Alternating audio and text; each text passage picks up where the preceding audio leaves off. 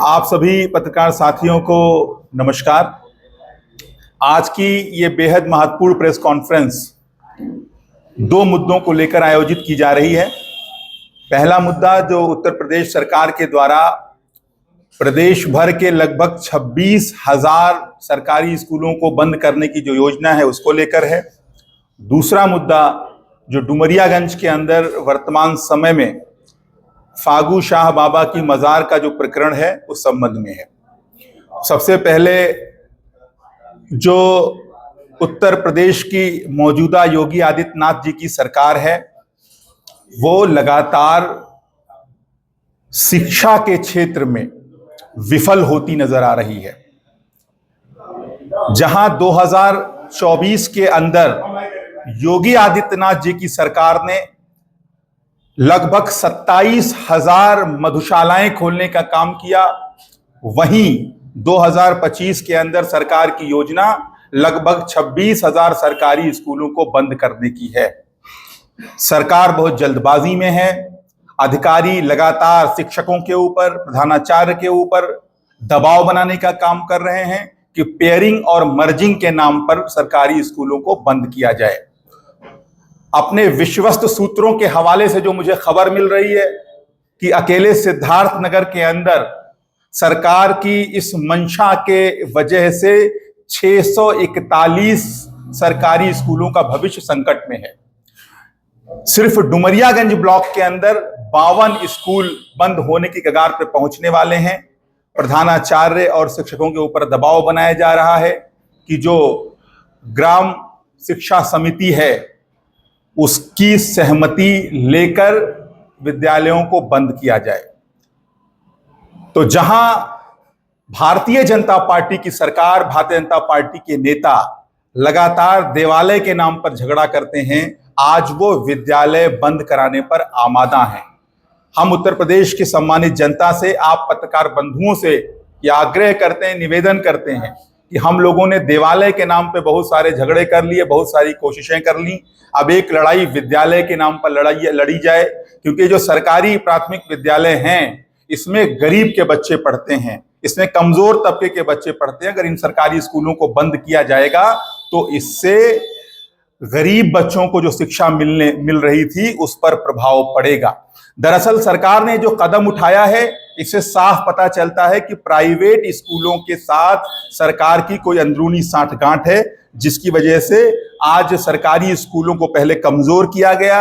आज उत्तर प्रदेश के अंदर तकरीबन 6,000 ऐसे विद्यालय हैं सरकारी जहां पर सिर्फ एक अध्यापक के जरिए स्कूल चलाया जा रहा है।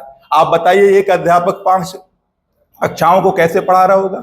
एक अध्यापक है, 5 कक्षाएं हैं, 100 बच्चे हैं, कैसे वो मैनेज कर रहा होगा? तो कहीं से भी शिक्षा का मामला, स्कूल का मामला सरकार की प्राथमिकताओं में शामिल नहीं है। जहां जहां जिन जिन गांवों में उत्तर प्रदेश के अंदर स्कूल बंद किए जा रहे हैं वहां पर आम आदमी पार्टी के कार्यकर्ता, आम आदमी पार्टी के नेता गांव गांव जाएंगे, अभिभावकों से मुलाकात करेंगे और एक आंदोलन खड़ा करने का काम करेंगे। सभी जिलों के अंदर जहां पर स्कूलों को बंद किया जा रहा है वहां पर जिला मुख्यालयों पर भी आम आदमी पार्टी प्रदर्शन करेगी।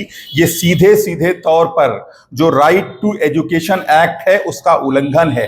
राइट टू एजुकेशन एक्ट में हम देखते हैं कि 1 किलोमीटर से ज्यादा दूरी पर प्राथमिक विद्यालय नहीं होना चाहिए, लेकिन जो पेयरिंग और मर्जिंग के नाम पर जो स्कूल बंद किए जा रहे हैं उससे अब स्कूलों की डिस्टेंस कहीं पर 3 किलोमीटर हो जाएगी, कहीं पर 2 किलोमीटर हो जाएगी। अकेले सिद्धार्थनगर का जो आंकड़ा हम देख रहे थे उसी में हम देख रहे हैं तमाम स्कूलों की दूरी 3 किलोमीटर से भी ज्यादा है। अब आप बताएं, कक्षा 1 में पढ़ने वाला बच्चा, कक्षा 2 में पढ़ने वाला बच्चा 3 किलोमीटर कैसे ट्रेवल करेगा? तो कुल मिलाकर आप सरकारी व्यवस्था को और पूरी की पूरी शिक्षा व्यवस्था आप प्राइवेट प्लेयर्स के हाथ में देना चाहते हैं, जो किसी भी तरीके से गरीब लोगों के पक्ष में नहीं है। तो ये सरकारी विद्यालयों को आम आदमी पार्टी किसी भी कीमत पे कम नहीं होने देगी। एक तथ्य और है कि ये पूरा योजनाबद्ध तरीके से सरकारी स्कूलों को खस्ता हाल किया गया है। शिक्षकों की नियुक्ति नहीं की गई। आज जो राइट टू एजुकेशन जो एक्ट है उसका ये उल्लंघन है।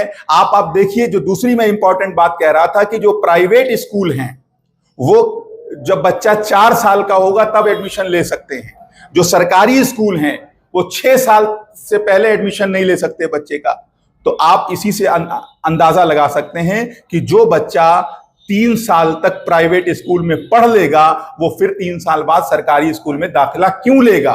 तो कुल मिलाकर प्राइवेट स्कूलों को बढ़ावा देने के लिए काम किया जा रहा है। इस सरकार अगर 26,000 स्कूलों को बंद करती है, जो पूरी जल्दबाजी के साथ ये काम किया जा रहा है, तो इससे हजारों शिक्षा मित्र प्रभावित होंगे, प्रधानाचार्यों की नौकरी संकट में आएगी, शिक्षकों की नौकरी संकट में आएगी, और जो नई भर्तियां शिक्षकों के रूप में होने वाली थी, लाखों भर्तियां निरस्त होंगी, लाखों लोगों की नौकरियां मिलने से वंचित होंगे। तो ऐसे में सरकार नौकरियां देने से बचना चाहती है और सारा का सारा खेल प्राइवेट पार्टनर्स के साथ, प्राइवेट प्लेयर्स के साथ मिलकर खेलना चाहती है। इस वजह से आम आदमी पार्टी इसका पुरजोर विरोध करेगी, गांव के अंदर विरोध करेंगे, जिला मुख्यालयों पर विरोध करेंगे।